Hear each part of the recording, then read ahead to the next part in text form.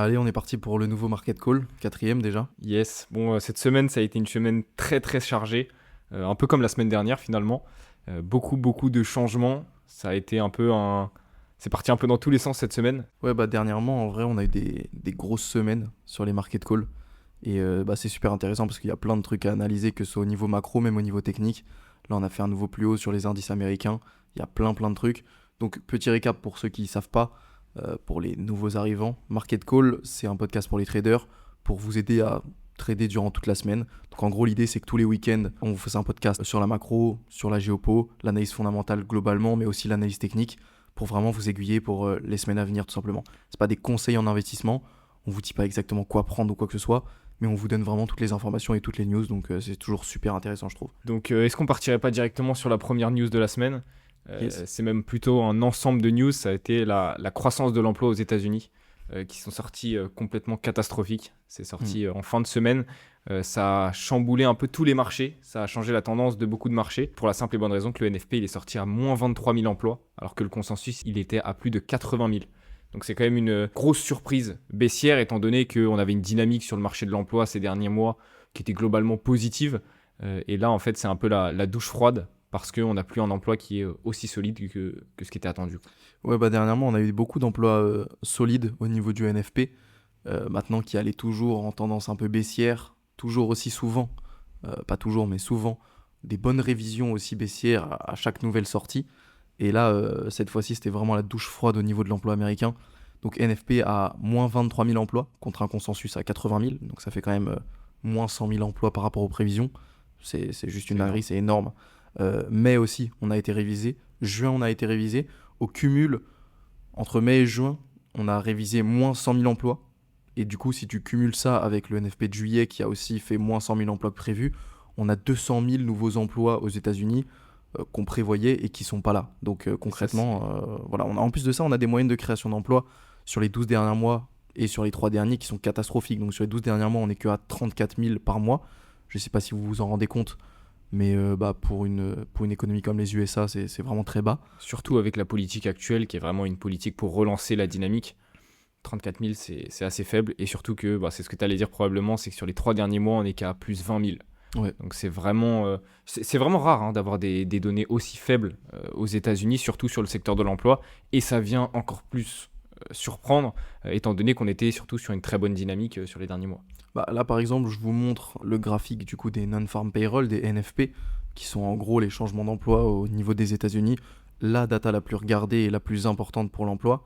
Et vous le voyez bien, là c'est sur les 5 dernières années. Et si je me mets par exemple sur les 10 dernières années, bon, là on a eu le Covid, donc sur les 10 dernières années c'est un peu dégueulasse. Mais sur les 5 dernières années, concrètement, on est à des niveaux d'emploi. Bon, déjà 2025, on n'était pas bon. Là, juillet, pareil, juillet 2026, on n'est vraiment pas bon. Donc on est vraiment à des niveaux extrêmement bas, quoi. Aussi au niveau du taux de chômage, ce qui s'est passé, c'est qu'on a eu un taux de chômage meilleur que prévu, donc légèrement plus bas que prévu du coup, vu que le taux de chômage, plus il est haut, plus ça veut dire qu'il y a de chômeurs dans une économie. Donc là, pour le coup, il était plus bas que prévu, donc théoriquement bon. Maintenant, c'était une baisse qui était quand même assez trompeuse, hein. Et d'ailleurs, c'est ce qu'on vous dit à chaque fois, ça sert à rien si tu connais pas l'analyse macro de juste regarder si c'est sorti vert ou rouge, parce que ça veut rien dire. Là, en l'occurrence, c'était sorti vert, donc positif théoriquement pour le marché du travail américain. Maintenant, en fait, c'est parce que 264 K personnes sont sorties de la population active sur ce mois. Donc en fait, ça explique juste qu'on a juste eu moins de participation. Donc forcément, si on a Forcément. moins de participation, par exemple pour les mêmes niveaux, en fait, on aura un taux de chômage qui est plus bas. Et donc là, en l'occurrence, en fait, c'est une situation qui est assez particulière aux États-Unis. Clairement, on a un emploi qui est vraiment pas bon. Dernièrement, on vous disait, et ce qui était vrai d'ailleurs dernièrement, que c'est surtout les prix qui drivent maintenant les hausses ou les baisses de taux. Mais maintenant, l'emploi commence à redevenir une priorité, je pense, pour la Fed. Ça va le redevenir. Je pense, toi comme moi, on l'a pas vu venir. Je pense Ouais. que personne l'a vu venir de toute façon, et c'est ce qui a causé la grosse réaction. Surtout que la dynamique du dollar était plutôt positive ces derniers mois. On avait quand même, comme on l'a dit, un emploi qui était globalement solide sur les derniers mois, un PIB qui restait cohérent. On en parlera un peu après aussi. On a les ISM qui restent aussi très solides, donc des indicateurs de croissance économique de par des enquêtes. Donc en fait, on avait quand même une situation qui était assez favorable aux États-Unis, d'autant plus on avait une inflation qui reste toujours assez haute, bien qu'elle ait reculé sur la dernière lecture. On avait tout pour tout présager en fait de hausse de taux ancrée dans le marbre. Mais finalement, ce secteur de l'emploi qui surprend totalement à la baisse, ça vient rebattre pas mal les cartes. Bah, en fait, le seul point peut-être qui pouvait nous mettre la puce à l'oreille, c'était bah, les ISM Ouais. services. Les ISM services au niveau de l'emploi, si tu analysais un peu les ISM services globalement, donc c'est une enquête en gros que tu vas faire avec toutes les entreprises américaines pour savoir comment ça se passe dans l'entreprise en ce moment et comment ils présagent que ça se passe dans le futur. Donc s'ils disent 50, c'est ni expansion ni Ou contraction. neutre. Et bon, bah, si c'est plus bas, c'est une contraction. Si c'est plus haut, c'est en expansion. Là, en l'occurrence, la data était sortie bonne. Maintenant, dès que tu regardais au niveau de l'emploi, bah, c'était très mauvais. Donc en gros, les enquêtes, ils vont te le montrer par rapport à la croissance éco, par rapport à la croissance de l'emploi. Et là, pour le coup, la croissance de l'emploi montrait déjà au début de semaine que potentiellement c'était mauvais. Et on est venu confirmer ça avec le NFP, qui est la plus grosse data de l'emploi américaine. Ce qui est assez intéressant, c'est que du coup, sur ces ISM-là, on a l'ISM manufacturier, donc pour tout ce qui est usine, manufacture, et l'ISM service. Dans l'ISM manufacturier, qui est sorti assez bon cette semaine, qui est sorti à 55,6, qui était attendu à 54. Donc on a un secteur manufacturier qui se profile plutôt bien pour les prochains mois. Au niveau de l'emploi manufacturier, c'était assez solide, c'était même très solide. On était à 52,8, l'ancien était à 49,7. Donc on avait quand même une reprise, comme on vous a dit, 50 c'est entre guillemets la parité, c'est neutre. On était du coup en contraction le mois précédent et on est passé en expansion. Donc au niveau de l'emploi manufacturier, ça se passe très bien. Mais c'est au niveau de l'emploi autour des services qu'on a vu sur l'ISM Service, qui lui pour le coup est sorti à 47,4 et il était précédemment à 51,2. Donc en fait, on a un contraste entre, je dirais, l'ISM service et manufacturier au niveau de l'emploi, avec une manufacture qui se porte très bien, et à l'inverse, au niveau des services qui se portent très mal. Mais vous le savez peut-être pas, mais le secteur des services est nettement prédominant dans la croissance américaine, tout simplement parce que il rapporte plus, il impacte beaucoup plus la croissance. Donc en fait, quand on a un emploi qui est fort au côté manufacturier et qu'on en a un faible au niveau des services, ce que les investisseurs retiennent et ce que les économistes retiennent pour les chiffres, c'est vraiment que le secteur des services est mauvais, et c'est ce qu'on a eu avant les NFP, et finalement ça présageait, on aurait pu entre guillemets anticiper, pas une aussi forte baisse au niveau des NFP, mais ça commençait à pas sentir très bon. Ce qui peut se passer par rapport à ça, bon, déjà, c'est des mouvements au niveau obligataire, au niveau attente de taux, ça on en parlera peut-être après, mais aussi au niveau de l'USD. Toi, qu'est-ce que t'en penses dernièrement, là, le DXY, ça présage rien de bon, on est d'accord? Ce qu'on avait initialement, c'était qu'on avait un DXY qui était potentiellement mal pricé. C'est-à-dire que on avait, comme avant CNFP, si on enlève tout ce qui s'est passé cette semaine-là, on avait une croissance assez solide, des données d'inflation qui étaient quand même... bon, on a eu un recul, mais comme on a expliqué, c'était lié à la baisse des prix du pétrole, mais on avait quand même une inflation qui reste toujours sous pression. Donc en fait, tout pouvait présager potentiellement de nouvelles hausses de taux, et donc d'avoir une dynamique plutôt haussière sur le dollar. Mais pour le coup, les datas de cette semaine viennent complètement inverser la tendance, et les perspectives haussières du dollar, selon moi, commencent à être nettement remises en question. C'est ça, bah là, le DXY, dernièrement, il a bien perdu, mais je pense qu'il y a encore un peu de marge, même si on est sur les niveaux Fibonacci, parce que, ouais, au niveau de la date de l'emploi, ça change vraiment tout. Et pourquoi ça change tout d'ailleurs? Bah, c'est vraiment au niveau des attentes de taux. C'est-à-dire que, en fait, au début de semaine, on avait des prévisions plutôt hawkish pour la Fed. C'est-à-dire qu'on s'attendait à une hausse de taux à 60%, ça faisait que augmenter, on était sur du 60-40, 60-35-5, et du coup ça faisait que augmenter, on était vraiment sur un pricing plutôt hawkish, plutôt basé vers une hausse de taux. Et là, pour le coup, on a un scénario qui est totalement différent cette semaine, avec notamment les prix du pétrole qui baissent, ça on va encore en reparler juste après, c'est un gros point important de la semaine. Donc les prix du pétrole qui baissent, potentiellement du coup une inflation qui sera plus maîtrisée dans les mois à venir du coup. Euh, En tout cas on espère par rapport à ça. Et au niveau du marché de l'emploi, ça va pas du tout. Donc si le marché de l'emploi est mauvais, et ça d'ailleurs c'est ce qu'on explique et c'est ce qui est assez difficile à comprendre pour un débutant, pourquoi le marché de l'emploi qui est mauvais, c'est bon pour les indices américains et pourquoi on voit un aussi gros pump pour les indices américains. C'est parce que un marché de l'emploi mauvais va faire que la réserve fédérale américaine va pas forcément pouvoir augmenter les taux directeurs. Et si elle peut pas augmenter les taux directeurs, ça c'est très bon pour les entreprises. Donc forcément les indices, les stocks, ils augmentent. Et c'est exactement ce qu'on a vu cette semaine. On a un gros repricing. Enfin, gros repricing. On a un repricing et en fait on est passé de 60-40 à 40-60. Donc on price plus vraiment une hausse de taux. Maintenant le premier pricing c'est plus un maintien des taux pour septembre. Et donc ça change juste tout pour le dollar américain.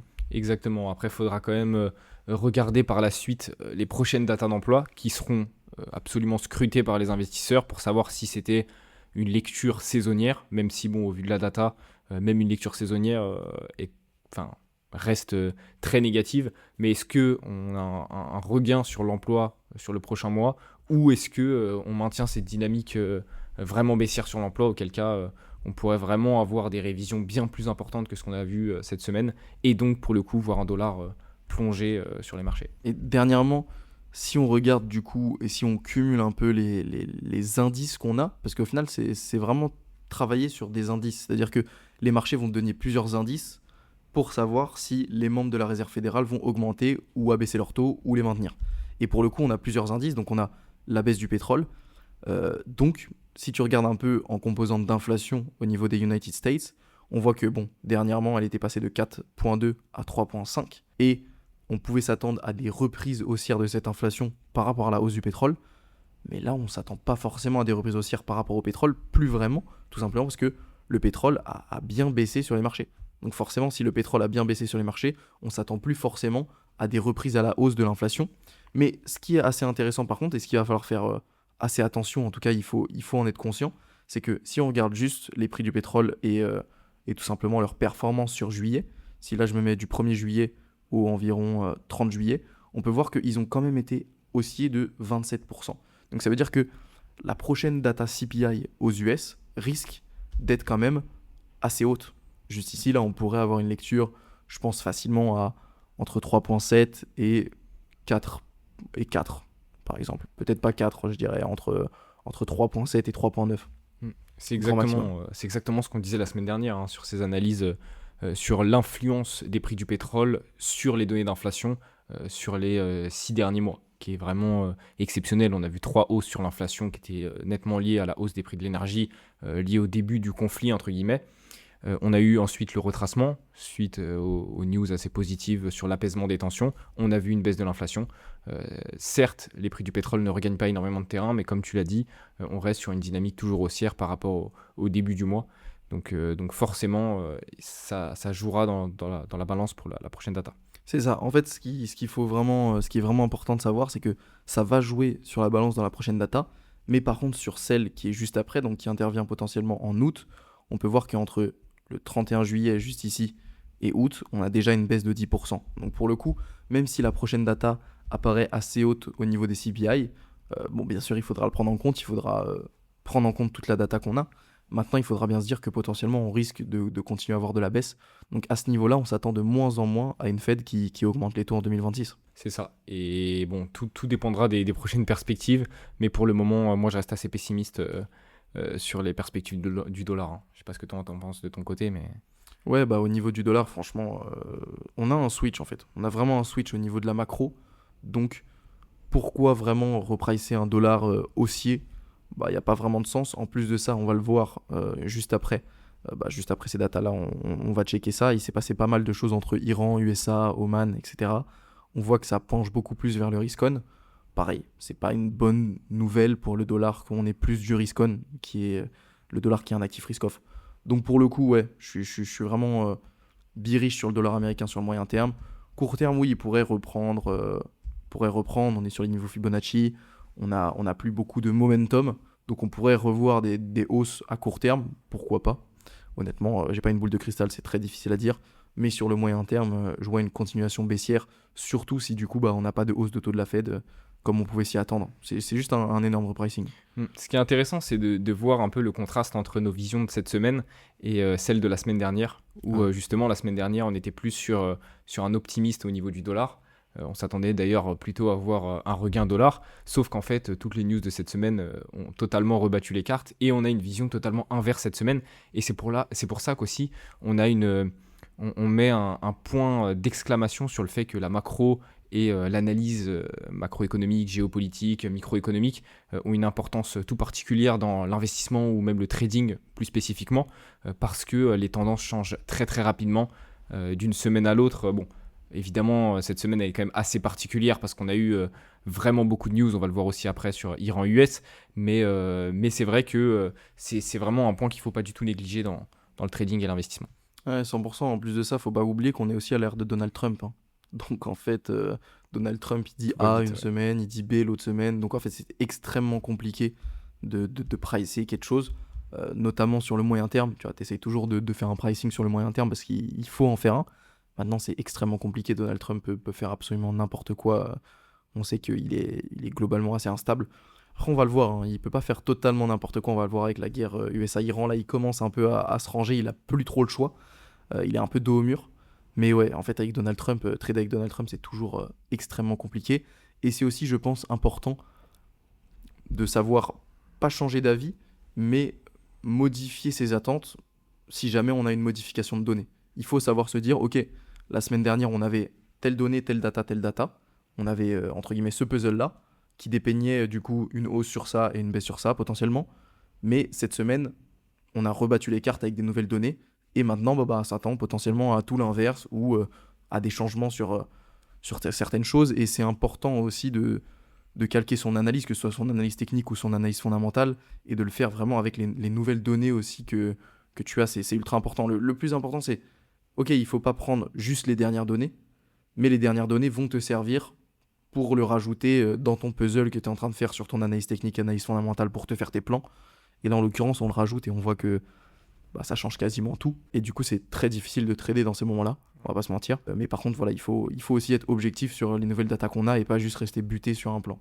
Il faut se dire qu'il n'y a pas de logique ou de point tracé directement sur ok, un changement de vision doit être fait sur 2, 3, 4 semaines.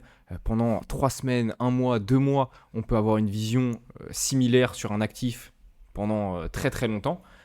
Et inversement, en une semaine, on peut avoir la totale vision inverse, comme on peut voir cette semaine-là, parce que les news font que la tendance change totalement. Mais du coup, il faut vraiment être en capacité d'analyser les datas.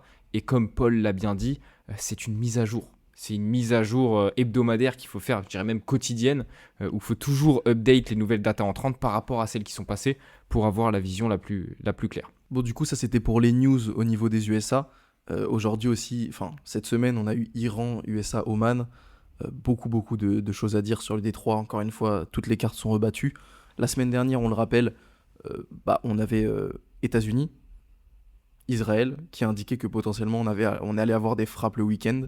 Au final, encore une Tout fois, c'était un l'inverse. total bullshit. Ils nous mènent en bateau. Ils nous mènent en bateau. Je sais pas si c'est de la manipulation de marché, je sais pas ce que c'est, mais en tout cas, ils disent absolument tout et leur contraire et ils disent n'importe quoi. Donc pour le coup, c'est exactement l'inverse qu'on a eu encore.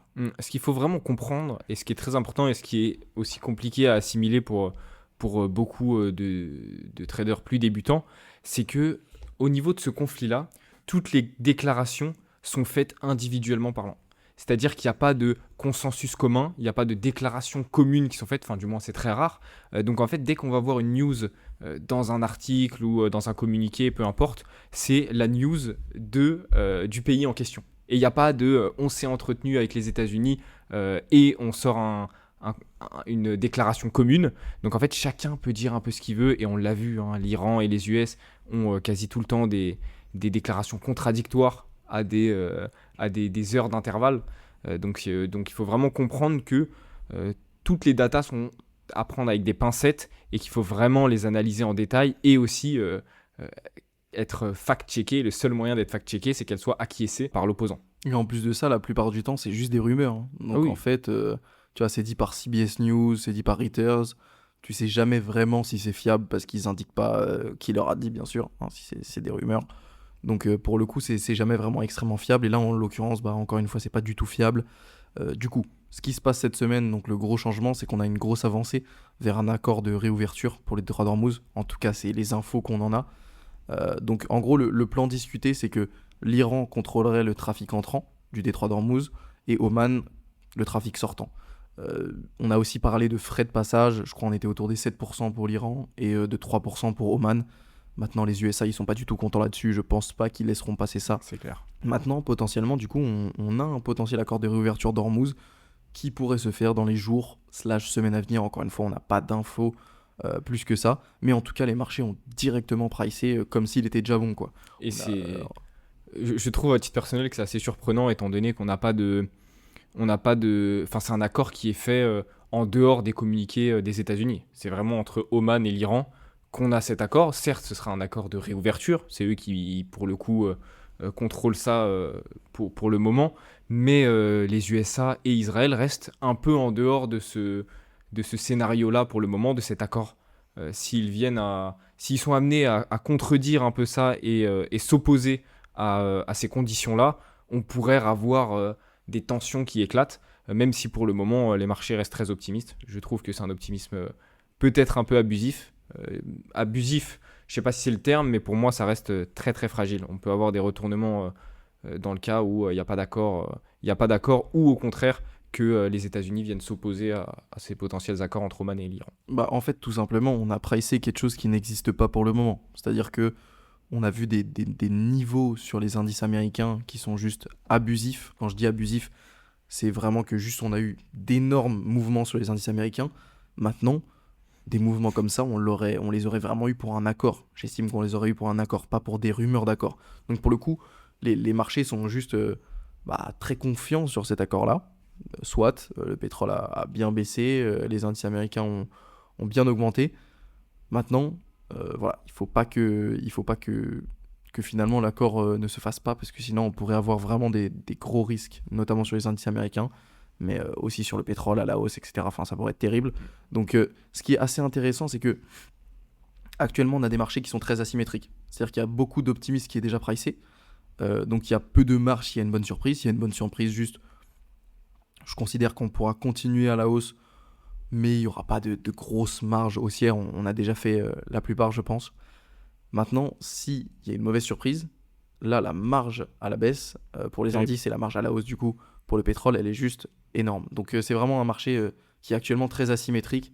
Donc, très compliqué à trader, parce que nous, est-ce que pour autant, on s'attend à ce que du jour au lendemain, il y ait des missiles et qu'il n'y ait pas du tout d'accord? Pas forcément. Mais en tout cas, on a un marché asymétrique, donc très complexe à trader en fait. Pour moi, il y a deux risques principaux à l'heure actuelle. Le premier, c'est dans le cas où l'accord ne se fait pas. C'est-à-dire qu'on est directement à court terme, donc potentiellement semaine prochaine ou semaine encore d'après. Soit les États-Unis s'opposent à cet accord-là, fermement, et fermement ça voudrait dire par des frappes, etc. Ou bien Oman et l'Iran fassent ce chemin inverse, entre guillemets, prennent du recul et se disent bon ok, c'est pas un accord qui risque d'être intéressant, donc on annule. Auquel cas là on aurait vraiment les conséquences directes, gros impact sur le marché. Mais ce qui pour moi est le scénario prédominant et ce qui est dangereux à court terme et ce qui va rendre les marchés assez compliqués à trader, c'est aussi le flou autour de cet accord. Si on tarde à avoir un accord mais qu'on n'a pas de contradiction sur cet accord-là, potentiellement, il pourrait y avoir une zone de flou sur « Ok, on va avoir un accord, mais quand est-ce qu'on l'aura ?» Et si ça traîne trop, les marchés risquent de pas trop aimer, et c'est ce qui va rendre les marchés assez compliqués à trader.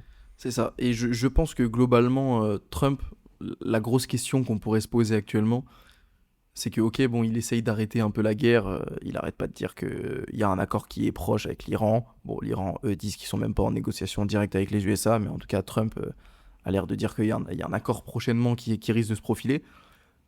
Maintenant, Trump, la vraie question, c'est est-ce qu'il peut encore se permettre cette guerre? Il y a plusieurs facteurs qui me font dire que pas forcément, et que pour le coup, c'est plus du tout intéressant pour lui de rester dans la guerre. Premièrement, le facteur d'inflation, qui fait que potentiellement l'économie américaine, mais en vrai l'économie mondiale du coup, pourrait partir dans un scénario de stagflation. Donc ça serait un scénario vraiment horrible pour les économies. Pour info, la stagflation, ce que c'est que on a une inflation qui est forte dans les économies. Et donc en général, quand on a une inflation qui est forte, juste la Fédérale Reserve et toutes les autres banques centrales, elles augmentent leurs taux pour abaisser cette inflation-là. Sauf qu'en fait, en même temps que l'inflation forte, on a aussi une économie qui est pas favorable et qui est mauvaise. Et donc du coup, en fait, la Réserve fédérale ne peut même pas se permettre d'augmenter les taux, parce que si elle augmente les taux pour contrer l'inflation, elle va encore plus pâtir sur l'économie. Donc en fait, la Banque centrale est un peu piégée au niveau de ses taux directeurs. En général, ce qui se passe, c'est qu'elle finit quand même par augmenter les taux, donc ça part clairement directement en récession et en bear market. Mais donc à ce niveau-là, Trump commence à plus pouvoir vraiment gérer. Hein. Je ne sais pas s'il a eu des infos, par exemple, sur le NFP, peut-être au préalable, pour se dire qu'en fait, ou au moins sur l'emploi au préalable, peut-être qu'on lui a soufflé 2-3 trucs pour lui dire attention, l'emploi il commence à devenir un peu dégueu, Là, c'est plus possible ce qui se passe avec l'Iran. Donc ça, premièrement, les frais aussi que ça engendre, on sait que ça engendre énormément de frais. Le trésor américain est aussi rentré sur USD Yen. Ça, on en parlera ensuite dans ce podcast, mais le trésor américain qui aussi a utilisé aussi beaucoup de cash, qui a brûlé beaucoup de cash. L'Iran et l'US qui brûlent beaucoup de cash.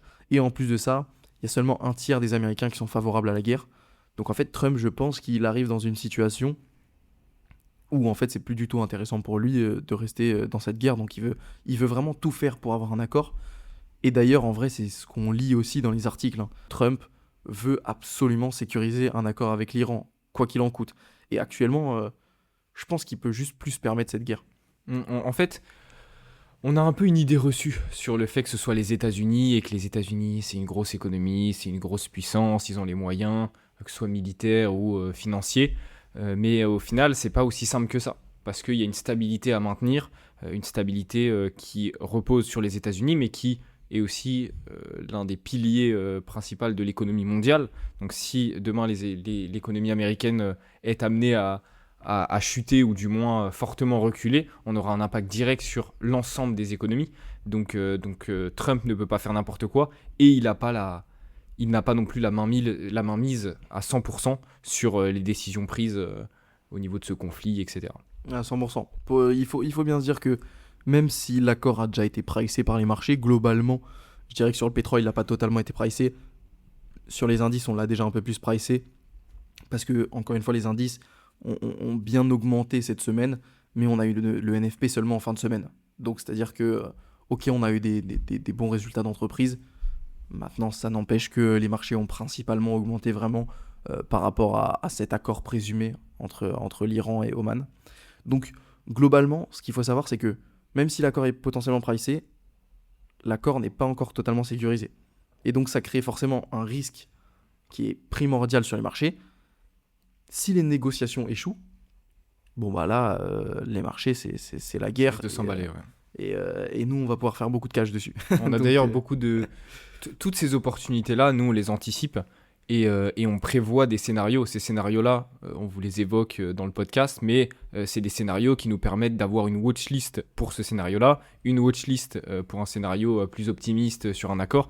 Et dans tous les cas, on aura des opportunités à jouer, quel que soit le scénario. Le plus important, c'est d'être capable d'identifier le contexte, quels sont les risques, les probabilités, et ensuite de trouver toutes les opportunités évidentes vis-à-vis de ces scénarios-là. Mais donc en fait, on ne sera jamais sur notre fin. On sait qu'on a plusieurs scénarios éventuels à jouer. Si on part sur le scénario A où de l'accord est maintenu et on a un apaisement des tensions, on aura tout un tas d'opportunités à jouer. Et à l'inverse, si justement cet accord n'est pas totalement sécurisé et vient même être amené à être invalidé, même si pour le moment il n'y a rien de valide, on aura d'autres opportunités à jouer aussi. Donc cette semaine, par rapport à tout ça, du coup, ce qui se passe, c'est que Wall Street inscrit des nouveaux records qui sont juste historiques, qui sont juste énormes. Donc nouveaux ATH all-time high sur le S&P 500 et le Dow Jones. Bon, alors il faut expliquer ça concrètement. Ce qui se passe, c'est que le marché de l'emploi est plus bas que prévu et très mauvais. Maintenant, du coup, on s'attend à moins de hausse de taux de la réserve fédérale américaine. Donc forcément, les indices américains, ils explosent. Après aussi au niveau du potentiel accord, bon bah ils ont clairement pricé directement du full risk on, comme si on l'avait déjà, etc. Donc pour le coup là, on a vraiment le Dow Jones et le S&P 500 qui explosent sur les marchés. Déjà, on vous avait dit les semaines dernières que juste on était sur des niveaux abusifs sur les indices. Je vais vous refaire le calcul. À peu près depuis 2020, on a pris plus de 250%. Abusé. C'est-à-dire qu'en 6 piges, on a pris 250%. Sachant qu'en moyenne, historique sur genre les 200 dernières années, sur les 100 dernières années, le S&P 500, il prend environ 8% par an. Donc là, on est à 250% sur 6 ans. Je vous laisse faire le calcul. C'est juste absolument abusé, absolument énorme. Je pense pas à titre personnel que ça continuera comme ça dans les 10 ans qui arrivent. En fait, là, que ce soit les plus gros économistes, certains médias ou certains analystes, on parle aussi de bulle IA. L'optimisme autour de l'IA, on en a parlé dans les derniers podcasts aussi, c'est quelque chose qu'il ne faut pas négliger et qui pour le coup semble être un peu, je dirais pas mis sous le tapis, mais c'est vrai que ces derniers mois on a tendance à un peu moins entendre ce scénario-là comme si on essayait un peu d'étouffer le fait qu'on soit potentiellement dans une bulle. Mais une chose est sûre, c'est que si on vient concrétiser cette bulle IA et qu'elle est amenée à péter à un moment ou à un autre, comme on l'a dit, cette hausse de 200 combien de pourcents exactement 250% en Ouais, 6 ans. si elle est amenée à péter, on peut avoir des corrections très très profondes. Croyez-moi, les économistes en sont conscients et ont déjà préparé cette éventualité-là, même si c'est pas le centre de l'attention actuellement et qu'on est plus sur un optimisme. Et si tu regardes un peu d'où ça peut venir, justement, cette hausse, on va essayer d'analyser ça un peu ensemble. Si on regarde par exemple sur les Max 7, donc les 7 plus grosses entreprises du S&P 500 qui composent le S&P 500, tout simplement les 7 plus grosses entreprises du USA, US, les 7 plus grosses entreprises US, désolé, on n'est même pas encore au all-time high sur le Max 7, donc pour le coup, ça vient pas forcément de là, sachant que sur le S&P 500, on a bien explosé les all-time high. All-time high, on était de base sur du 7600 points. Là, on est quand même à 7750 points. 7757, on est allé au 7800 quasiment. Donc pour le coup, à ce niveau-là, pas vraiment. Au niveau aussi du SOX, donc c'est l'indice des semi-conducteurs qui sert un peu à analyser au niveau de l'IA, on va dire, de tout ce qui est mouvement de l'IA. On voit qu'il n'est pas non plus au all-time high. Donc c'est tout ce qui va... c'est pas forcément les 7 plus grosses entreprises qui poussent. C'est pas forcément non plus l'IA qui pousse énormément, même si l'IA quand même a énormément poussé. Hein. Faut pas me faire dire ce que j'ai pas dit. Hein. Genre sur les 2 dernières années, les SOX, ils ont pris énormément. Ils ont pris 250%. Donc c'est juste huge. Maintenant, pour le coup, ils sont pas aux ATH actuellement. Donc c'est pas ça qui pousse. Si on regarde un peu la carte thermique, globalement, on a Nvidia qui pousse bien. Là, c'est par exemple si je me mets en tac weekly. Donc si je me mets un peu sur en gros la dernière semaine, qu'est-ce qui pousse? On a le secteur électronique qui pousse énormément. On a le secteur technologique, le secteur de commerce de détail. Technologie et la santé, ça va plutôt bien. Et sinon, au niveau de finances, produits financiers et autres, là, on n'a pas forcément de grosses hausses. Donc, on voit quand même qu'il y a des petites entreprises aussi au niveau électronique, technologique, qui arrivent très très bien à s'en sortir. Et globalement, c'est ça qui pousse le S&P 500 à faire des nouveaux ATH. En fait, concrètement, sur la semaine, on a tout un tas de données qui sont favorables à un optimisme court terme. Mais est-ce que cet optimisme est justifié? Comme on l'a dit, potentiellement, ils ont pricé un accord peut-être trop tôt, peut-être pas. Si on a une confirmation de cet accord-là, on l'aura pricé, tant mieux. Mais si, à l'inverse, on n'a pas d'accord de signé, on sera sur un optimiste abusif. On a aussi le secteur de l'emploi américain qui fait mal. Donc en fait, on a tout un tas, on a les entreprises qui performent aussi globalement bien, même si c'est pas forcément l'IA. On a tout un tas de news qui sont favorables aux indices à court terme, mais est-ce que ces atouts à court terme sont-ils les mêmes à long terme? Donc on peut aussi remettre en question cette hausse du S&P 500 à juste titre, mais bien sûr ce sera confirmé en fonction des news qui arriveront. Donc globalement le S&P 500 qui est poussé par la plupart des grosses entreprises qui la composent, mais aussi la plupart des plus petites entreprises qui la composent, c'est un peu poussé par tous les secteurs. Voilà, on voit quand même une prédominance sur le secteur technologique. Donc voilà, très, très complexe un peu de déterminer de la tendance sur les S&P 500, parce qu'en même temps, dans ces moments-là, tu es content d'être investisseur comme nous, parce que tu prends ton cash sur ton DCA S&P 500. Maintenant, on sait qu'il est overpriced. On sait qu'il va potentiellement corriger à un moment. Est-ce que c'est maintenant? Est-ce que c'est dans un an? On n'en sait rien. Donc extrêmement compliqué au niveau trading, plus court terme, c'est très complexe. Mais au niveau long terme, en tout cas, on sait. Hein, la seule strat sur le S&P 500, c'est de DCA tout ça. Tous les mois de mettre un bon billet dessus et de t'asseoir sur tes mains et d'attendre 5, 10, 15 ans. Et tu seras bien de toute façon. Autre élément à souligner cette semaine, c'est la croissance du yen. Bon, certes, on a eu un petit recul, mais il faudrait quand même refaire un point global sur ce qui s'est passé principalement en fin de semaine dernière, qui a aussi eu un impact cette semaine. Ça a été l'intervention de la Banque centrale japonaise sur les marchés sur USD Yen et en conjointement avec les États-Unis. Donc pour rappel, qu'est-ce qu'on a? On a le yen qui a explosé à la hausse jeudi et vendredi dernier, donc en fin de semaine dernière. Pas cette semaine-là, la semaine encore d'avant. Pourquoi? Parce qu'on a une intervention massive sur les 164 sur USD Yen. Donc concrètement, on était sur les niveaux du yen japonais les plus bas depuis 40 ans. Donc forcément une devise qui perd énormément de valeur, c'est très dangereux économiquement parlant. Donc la banque centrale japonaise devait agir. Elle est intervenue en achetant massivement du yen japonais. Donc on a eu une explosion du yen semaine dernière qui a été légèrement corrigée cette semaine-là, forcément. Mais du coup, on a une dynamique qui est quand même assez positive sur le yen pour pas mal de facteurs.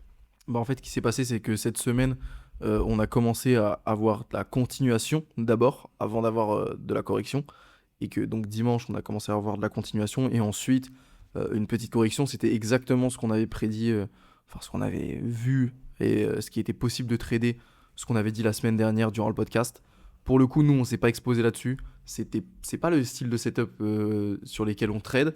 On savait que c'était possible qu'on essaye de s'exposer. Au final, on a eu d'autres expositions durant la semaine, donc on n'a même pas calculé trop celle-là. C'était pas la plus intéressante. Et donc au final, ça s'est pas fait voilà, pour nous. Mais en tout cas, bah, on a eu exactement ce qu'on avait dit, c'est-à-dire une correction sur ensuite les 38-20 pour potentiellement ensuite repartir, ou sur les 50 pour potentiellement repartir. Là, on a eu les 38-20 en l'occurrence. Mais au niveau du yen, c'est assez intéressant. C'est assez intéressant parce que on a des interventions, et on a des interventions surtout conjointes avec le Trésor américain. Ce qui fait que on a quand même deux grosses institutions financières, donc bah, tout ce qui est finance au niveau du Japon, donc BOJ, etc., et tout ce qui est Trésor américain, qui poussent vers un yen qui est plus fort. En plus de ça, cette semaine, on a eu les salaires au Japon, et les salaires, ils sont sortis plus haut que prévu. Donc encore une fois, j'ai l'impression que ça pousse encore un peu ce scénario vers un yen qui peut potentiellement être haussier, vers une BOJ qui peut potentiellement réaugmenter les taux. Donc encore une fois, ça rebat un peu les cartes. Et bah, je vous la donne en mille, hein. Je vous fais pas un dessin. Là, je me mets par exemple depuis 2021 sur le chart. On peut voir que le yen s'est fait exploser par l'USD en l'occurrence, mais par absolument toutes les autres devises. Donc voilà, si on a le retour de fondamentaux assez intéressants sur le yen, on pourrait carrément avoir un gros repricing sur le Forex. Et ça pourrait être très très intéressant de jouer ça, même un peu plus moyen terme. Je sais qu'on a aussi des setups pour la semaine pro, de toute façon, on va vous en parler durant la vidéo. Mais on a aussi des setups pour la semaine pro au niveau du yen qui sont très intéressants. En fait, ce qui est important de souligner, c'est que certes, on a eu plein d'interventions de la BOJ sur les derniers mois, voire même les dernières années, mais la vraie nuance et ce qui change avec l'intervention qu'on a eue fin de semaine dernière, c'est qu'elle a été orchestrée avec les États-Unis. Et c'est la première fois depuis 2011, il me semble, qu'il y a une intervention conjointe sur ce type de mouvement-là, et ça change vraiment la donne. Pourquoi ? Parce que la banque centrale japonaise ne se bat plus seule. Ce qui change vachement par rapport aux autres interventions, c'est plus simplement le Japon qui se bat pour sa devise, c'est le Japon et les États-Unis, et ça change vraiment la donne pour les investisseurs. En fait, si tu vendais du yen, tu tradais contre la BOJ. Donc ça, c'était un point, c'était un gros point négatif. Vous pouvais te faire intervenir sur la gueule directement sur ton trade. Donc ça faisait assez peur. Maintenant, tu as la BOJ plus le Trésor qui peuvent intervenir. Ça commence à faire beaucoup. En plus, ça, ils peuvent intervenir conjointement. Ils ont des stratégies pour intervenir dès que tu rentres. Donc très compliqué. Moi, je pense que ça va vraiment être très positif pour le yen. D'autant plus que, comme je l'ai dit un peu juste avant, on a aussi des données macro qui sont très intéressantes pour le yen. On a par exemple le salaire nominal moyen qui passe à 3,4%, qui est au-dessus des attentes et au-dessus du 3,2 précédemment. Les salaires réels qui passent à 1,6. C'est le 6e mois consécutif de hausse des salaires réels. C'est toujours énorme. Et si tu regardes un peu la data sous-jacente, donc si on exclut un peu tous les éléments volatiles, on passe de 3 à 3,4. Donc on voit quand même que la hausse des salaires, elle est ancrée. Et c'est une vraie donnée qui est vraiment ancrée. Et pour le coup, du coup, c'est plus juste vraiment une petite hausse potentiellement saisonnière ou quoi que ce soit. La BOJ verra si elle est saisonnière ou pas. Non, là on a vu, ok, elle est ancrée, elle est bien là.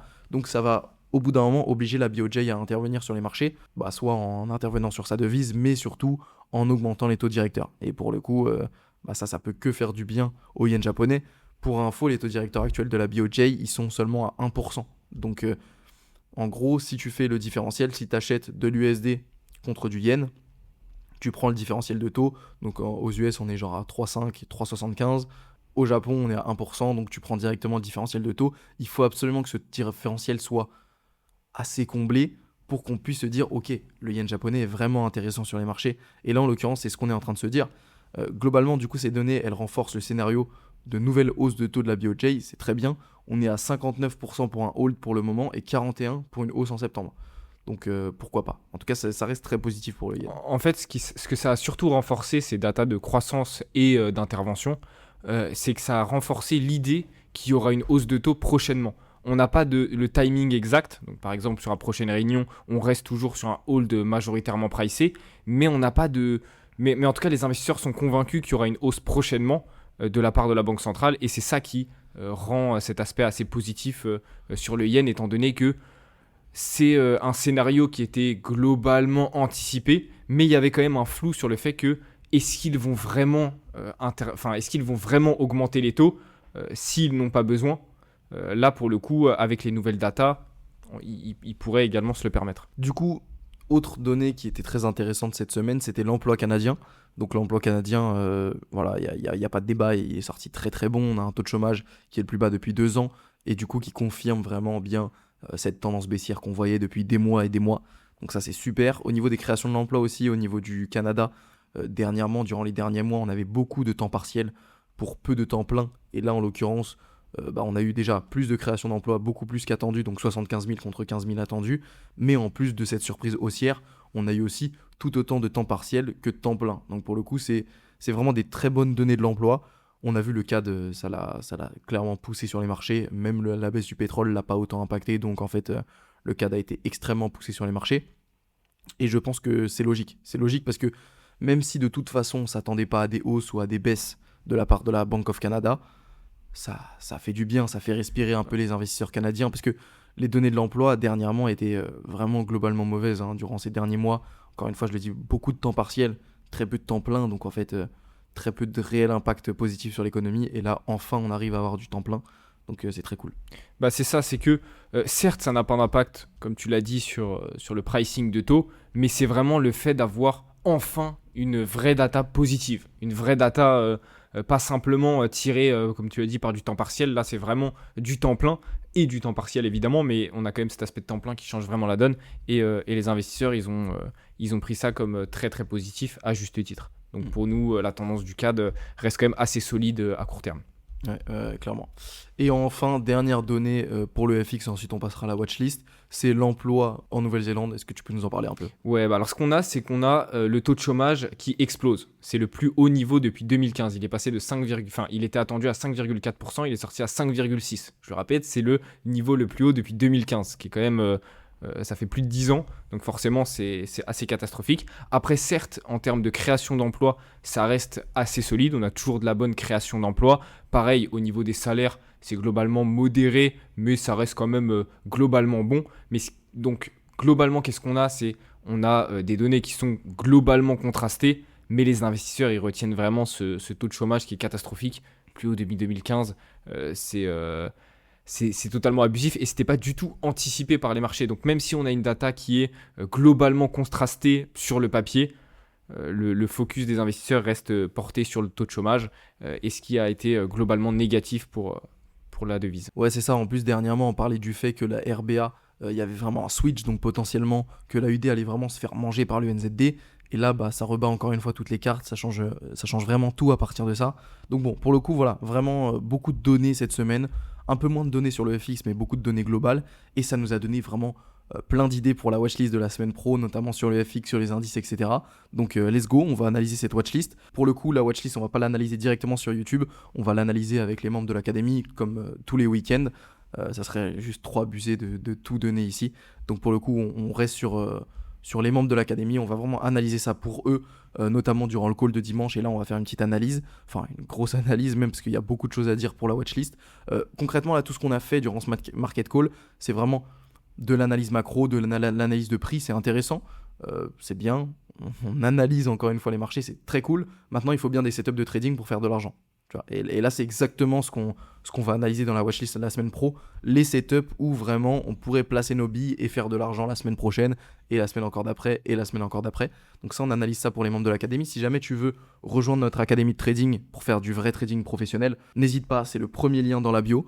Et nous, c'est parti, on commence directement la watchlist pour les membres de l'académie. Donc je pense premier élément de la watchlist qui peut être intéressant, c'est la paire